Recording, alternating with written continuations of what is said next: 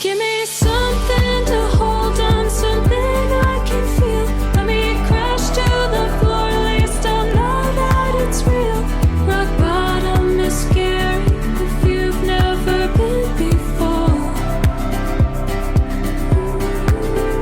'Cause it's easy to lose yourself on the way down. Let me get to the part where I hit solid ground. If I know where I am, then I can start to heal. Give me something I can feel. Please note, throughout this video, Richa uses the term peripartum depression. The correct terminology is prenatal depression. Experiencing both prenatal and postpartum depression is called perinatal depression. A visual description of what Kriti and Richa are wearing is Kriti is wearing a black cardigan over a striped white and gray shirt and blue jeans. Richa is wearing a multicolored sweater and tan jeans. Kriti and Richa are sitting on a gray couch with pillows to their sides. Welcome to Breaking Barriers with RK.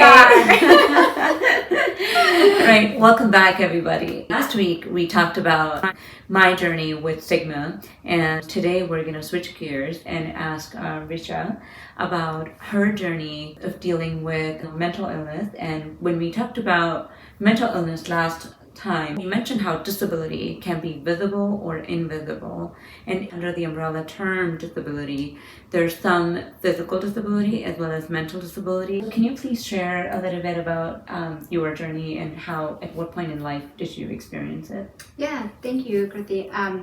So I actually went through insomnia, and it was onset with peripartum and postpartum depression. So peripartum depression is actually when you're pregnant, you deal with depression, and it's 4 weeks after delivery, and then it becomes postpartum depression.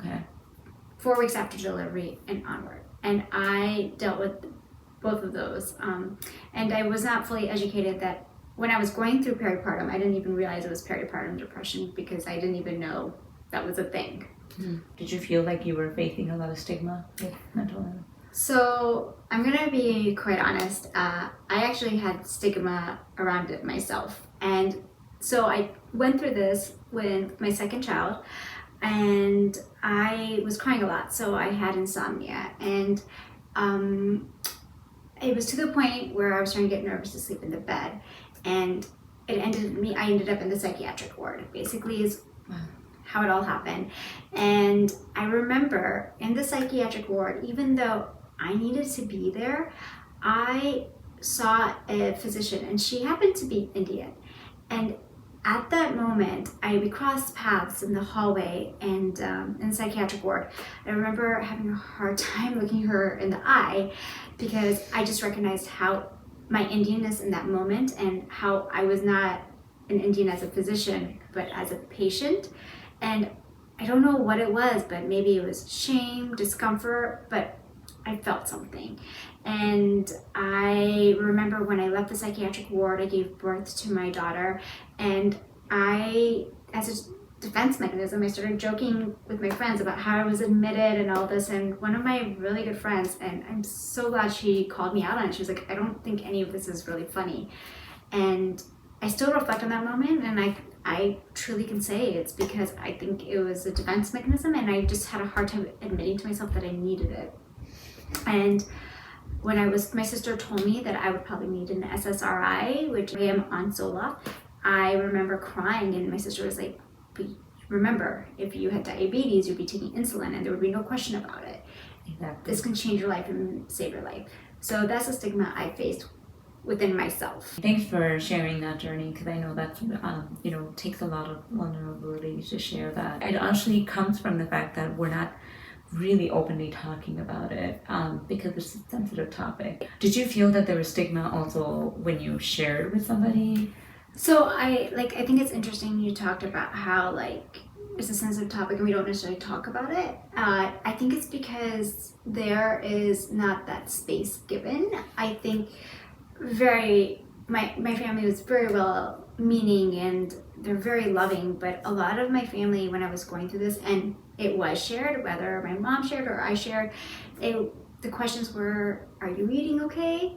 Are both your kids okay? And then, is everything okay with your husband? And the answer was yes. I just didn't have an answer. It was a chemical imbalance in my body, and that's what it was. And I think that creates that barrier. Like, it just doesn't make sense. Right. So there's no answer. So I think there is that stigma too, of like not understanding, of not being aware of why it can happen. So therefore there's a lack of understanding when you're explaining it, and then the other person's trying to understand where you're coming from, and it's just there's that disconnect. Yeah.